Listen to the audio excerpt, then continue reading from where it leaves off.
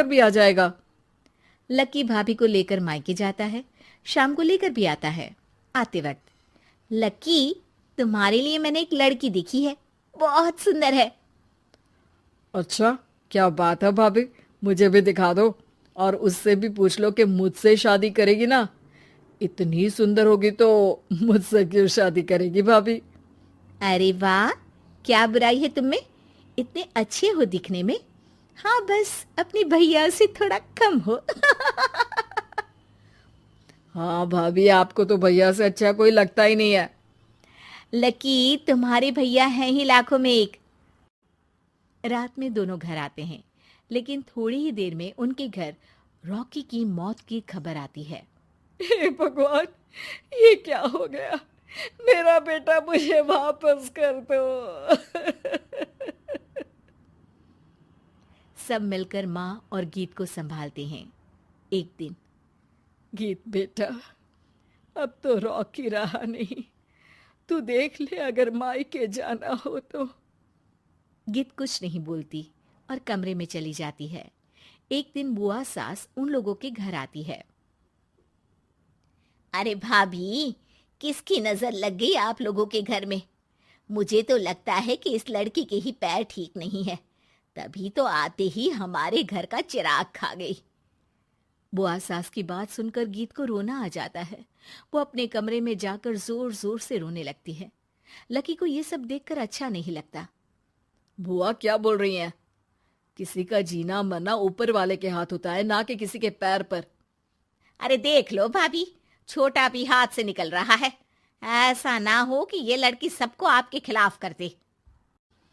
तभी वहां गीत चाय लेकर आती है। लीजिए बुआ जी, चाय पी लीजिए। बुआ तो घर से चली जाती है, लेकिन सास के मन में गीत को लेकर नेगेटिव विचार भर जाते हैं। अब देख गीता, बहुत हुआ, यहाँ रहकर भी कुछ नहीं होगा। अच्छा होगा कि अपने मम्मी पापा को बोल के तुझे यहाँ से लेकर जाए। और गीत अपने मायके चली जाती है, जहां आस पड़ोस के लोग कहते हैं, अरे रे, बेचारी की शादी के 2 साल ही हुए थे, लेकिन पति नहीं रहा। सास ने भी घर से निकाल दिया। देखो भाई भाभी कब तक साथ रखते हैं। और शादी करा देनी चाहिए इसकी, तो उम्र ही क्या है इसकी।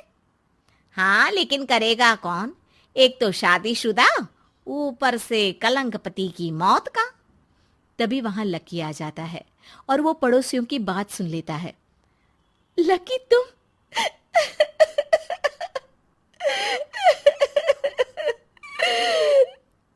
भाभी, ये जमाना आपको जीने नहीं देगा, लेकिन आप चिंता मत करना, मैं आपको आपके हिस्से की सारी खुशियां दूंगा।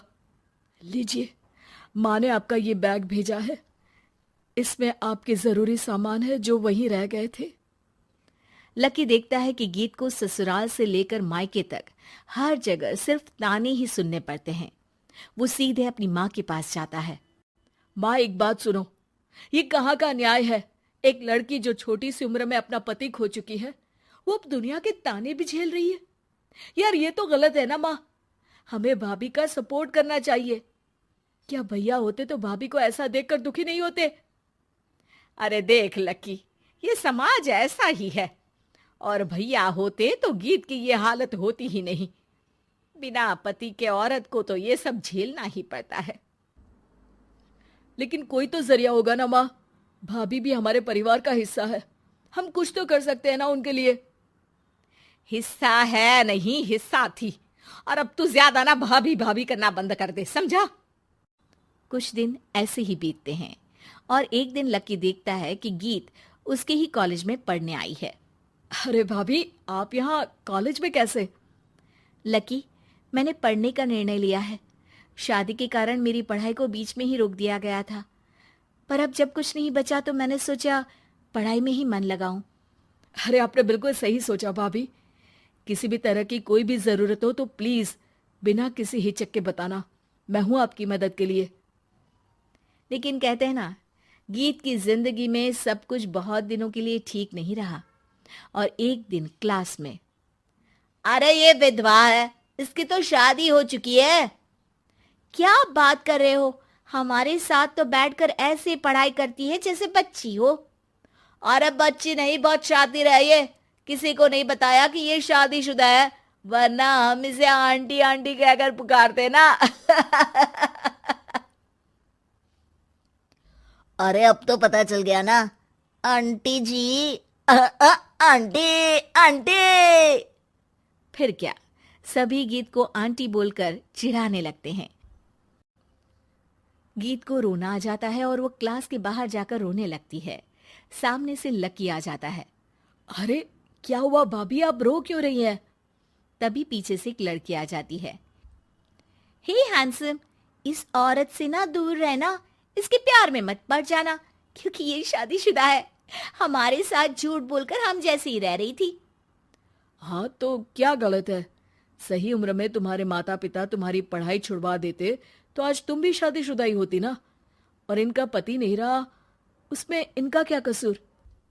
अरे कोई अपने जीवन को नई शुरुआत दे रहा है तो तुम लोगों को क्यों मिर्ची लग रही है? अरे तुझे बड़ी दया आ रही है, कर लेना तू शादी।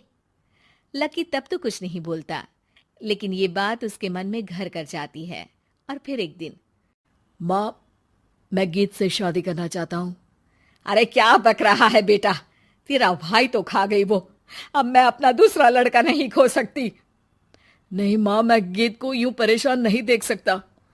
उसका कॉलेज में भी लोगों ने जीना मुहाल कर रखा है। मैं उनसे शादी कर उन्हें फिर से इस घर की बहू बनाऊंगा। तुम मानती हो तो ठीक है, नहीं तो मैं घर छोड़कर चला जाऊंगा।